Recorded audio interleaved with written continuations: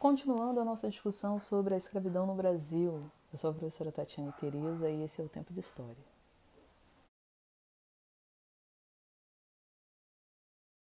Os proprietários de escravos, especialmente os grandes latifundiários, que por sua vez eram os que estavam na política e principalmente no poder legislativo, cuidaram para que a abolição da escravidão se desse de forma lenta e gradual. E quanto a isso eles lograram sucesso, basta lembrarmos das leis contra a escravidão que aconteceram antes da Lei Áurea ser assinada em 1888. Como eu já disse anteriormente, em 1831 houve a primeira lei contra o tráfico, ou seja, contra o comércio de escravizados. Lei essa que ficou conhecida como Lei para Inglês Ver, porque a Inglaterra, que na época era a principal parceira comercial do Brasil, se é que a gente pode chamar de parceira comercial, porque na verdade o Brasil dependia economicamente da Inglaterra, a Inglaterra fazia pressão para que a escravidão terminasse. E desde a independência do Brasil, em 1822, o Brasil havia se comprometido em acabar com a escravidão, porque isso foi um dos requisitos para a Inglaterra reconhecer a independência do Brasil em relação a Portugal. Assim, o fim do tráfico, ou seja, do comércio de escravos, chegou ao fim em 1831, porém praticamente não saiu do papel, como dizem, não pegou. O tráfico, embora ilegal, ele continuou. E a Inglaterra pressionava pelo fim da escravidão por razões puramente humanitárias? Não exatamente. Não podemos esquecer que a Inglaterra foi a pioneira, foi a primeira a passar pela Revolução Industrial em meados do século XVIII. Revolução Industrial essa que inaugurou o capitalismo, ou seja, um sistema econômico baseado no capital, o qual gira de acordo com o mercado, com a compra e venda de produtos, especialmente de produtos industrializados. Aí você pode se perguntar, mas o que a Revolução Industrial, o capitalismo tem a ver com a escravidão no Brasil? Bem, a escravidão ela poderia significar um entrave para o desenvolvimento pleno do capitalismo. Aí eu pergunto a você, escravo recebe salário? Não. Aliás, o não recebimento de salário, a não remuneração de um trabalhador é um dos principais elementos que configura um trabalho escravo. Dessa forma, se a escravidão fosse abolida, o trabalho escravo deveria ser substituído pelo trabalho assalariado, e os trabalhadores assalariados se tornariam potenciais consumidores. E aqui a gente pode especular que isso aumentaria consideravelmente o mercado consumidor para produtos industrializados ingleses. E em 1845 foi decretado na Inglaterra o Bill Aberdeen, uma lei que dava autoridade à Inglaterra para apresar, capturar navios negreiros que cruzassem os mares e os oceanos.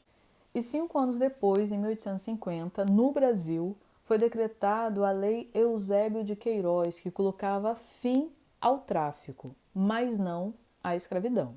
Com o fim do tráfico atlântico, ou seja, com um decréscimo de escravizados sendo trazidos da África para o Brasil, em contrapartida, aumentou o tráfico interno, o chamado tráfico interprovincial. Inter, entre, provincial seriam as províncias, seria a divisão territorial do Brasil, que seria equivalente mais ou menos aos nossos estados, a divisão em estados. Especialmente, os donos de escravos do Nordeste passavam a vender os seus escravizados para o Sudeste por conta da decadência da produção açucareira no Nordeste e, em contrapartida, a expansão da lavoura cafeeira no Sudeste, que demandava mais escravizados nas lavouras do Vale do Paraíba e de São Paulo, o que aumentou o preço do escravizado aqui no Sudeste. Como eu disse, o tráfico foi extinto, mas a escravidão não. Porém, se não entravam mais escravizados, isso sinalizaria que a escravidão iria terminar no futuro. Até porque era uma mão de obra que constantemente precisava ser reposta. Primeiro, pela mortalidade dos escravizados, pela baixa reprodução interna, pelo baixo nível de natalidade e também pelo fato de que há estimativas de que quando esses escravizados chegavam na América, diante da vida que lhes era imposta, eles viviam em média cerca de 12 anos. Sendo assim, se o tráfico não estava repondo essa mão de obra, isso significaria que a escravidão iria terminar no futuro, mas até aquele momento não havia uma data específica para o fim da escravidão. Uma outra lei que foi decretada foi na conjuntura da Guerra do Paraguai, também chamada de Guerra da Tríplice Aliança, envolvendo Brasil, Argentina e Uruguai, que formava a Tríplice Aliança, a Tríplice vem de três, contra o Paraguai de 1864 a 1870. Como foi uma guerra longa, foi criado em 1865 um decreto imperial que concederia liberdade ao escravizado que servisse ao exército brasileiro. E aqui também é interessante a gente pensar que famílias abastadas não queriam que os seus filhos fossem recrutados para morrerem na guerra. Então, muitos proprietários de escravos, eles alistavam os seus escravos para não alistarem seus filhos e seus familiares. Mas era uma lei que não concedia liberdade imediata para aqueles escravizados. Para conquistarem a liberdade, no mínimo, eles teriam que voltar vivos da guerra. Assim como também não concedia liberdade imediata a Lei do Ventre Livre, decretada em 1871, que estabelecia que os filhos das mulheres escravas, nascidos a partir daquela data, seriam considerados livres. Porém, um bebê, uma criança, vive sozinho? Não. Então, durante boa parte da sua infância, aquela criança iria viver sob as mesmas condições de escravidão que sua mãe. E mais, a lei estabelecia que a criança ficaria sob a tutela do dono da mãe até os 8 anos de idade e que o senhor da mãe poderia explorar os serviços daquela criança até os 21 anos de idade.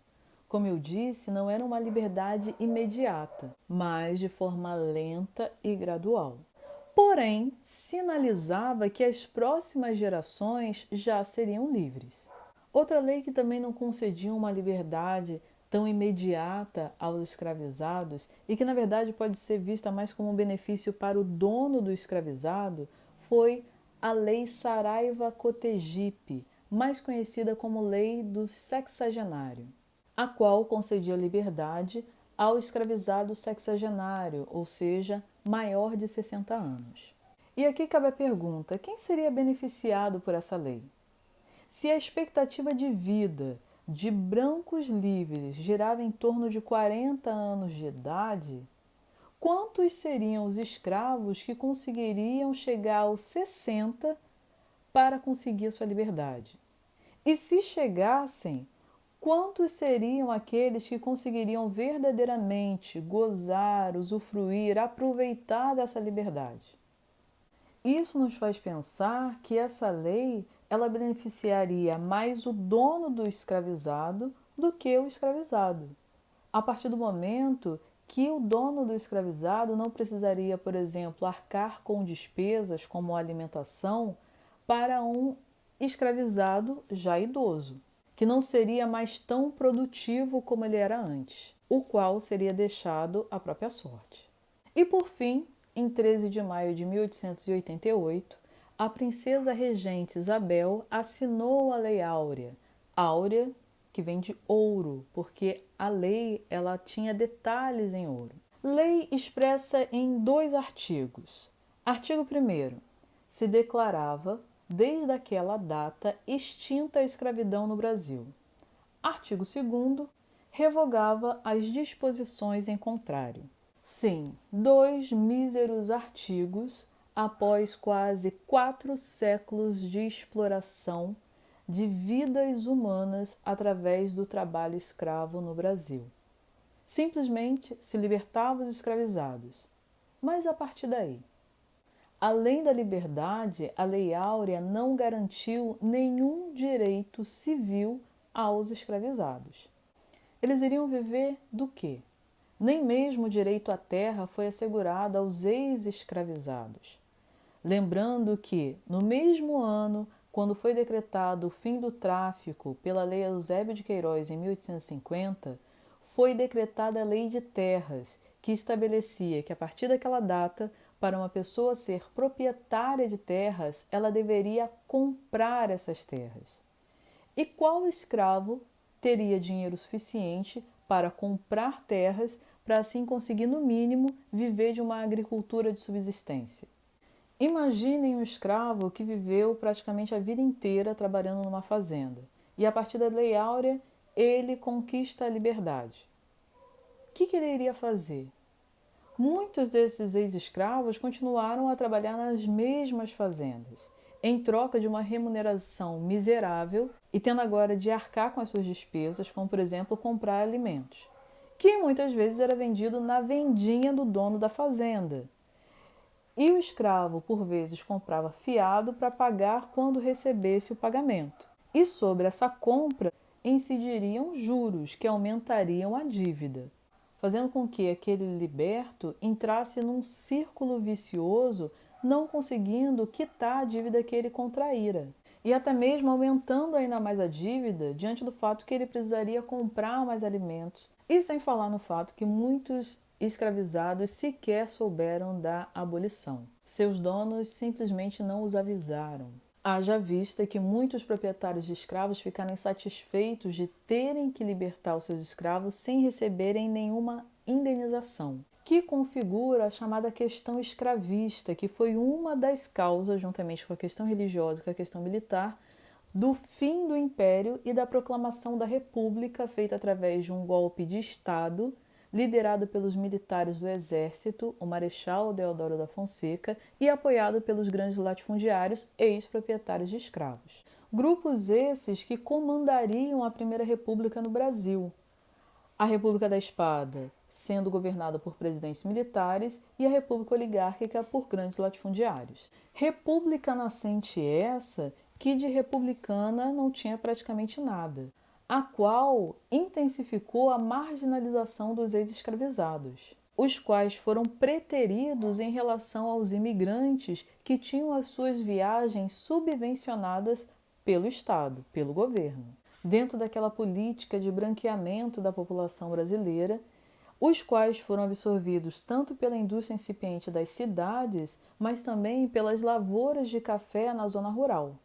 Enquanto os ex-escravizados não tiveram garantido nem pela abolição da escravidão de 1888 e nem pela recém-proclamada República em 1889, direitos à educação, à capacitação, à profissionalização, sendo relegados ao subemprego e às péssimas condições de vida.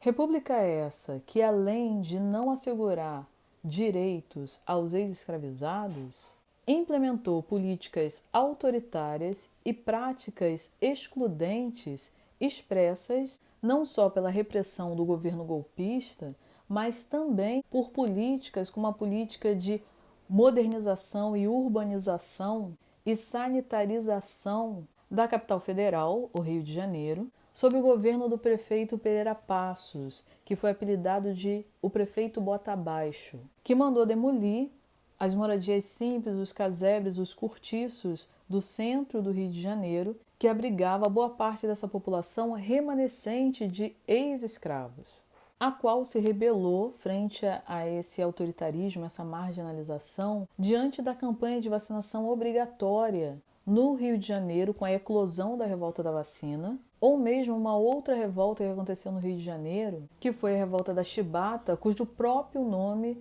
já traz essa prática remanescente da escravidão, que era o açoitamento, as chibatadas, que era a forma como se punia, através de castigos físicos, os marinheiros, na sua maioria homens negros. Revolta essa liderada pelo marinheiro negro João Cândido, que foi apelidado como o Almirante Negro. Bem, eu fico por aqui, mas ainda não terminamos. Assista ao próximo vídeo, onde eu vou continuar a discutir algumas considerações a respeito da escravidão no Brasil. E siga a gente no YouTube, Facebook, Instagram e Twitter. Até o próximo vídeo.